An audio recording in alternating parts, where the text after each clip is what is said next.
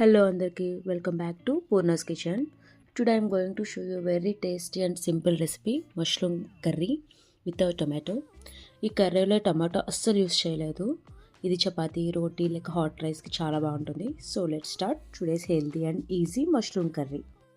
ఎండుమిర్చి, జీడిపప్పు, గసగసాలు వేసి హాట్ వాటర్ పోసి 1 to 2 hours సోక్ చేసుకోవాలి.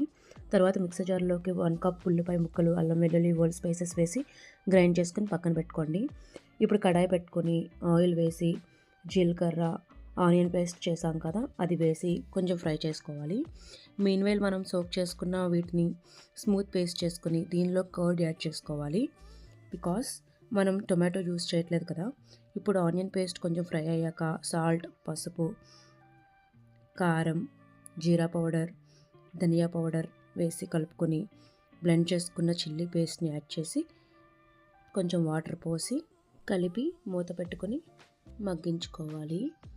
తర్వాత ఇంకో కడాయి పెట్టుకొని బటర్ ఆర్ ఆయిల్ ఆర్ గీ వేసి మష్రూమ్స్ వేసి దీన్ని కూడా మగ్గించుకొని పక్కన పెట్టుకోండి.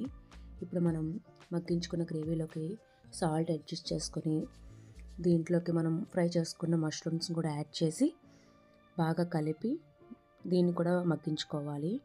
ఇప్పుడు మనం గ్రేవీ కన్సిస్టెన్సీని చూసుకుని వాటర్ యాడ్ చేసుకొని లాస్ట్లో కొత్తిమీర యాడ్ చేసుకొని కలిపి స్టవ్ ఆఫ్ చేసుకుంటే మష్రూమ్ గ్రేవీ కర్రీ టేస్టీగా రెడీ అయిపోతుంది.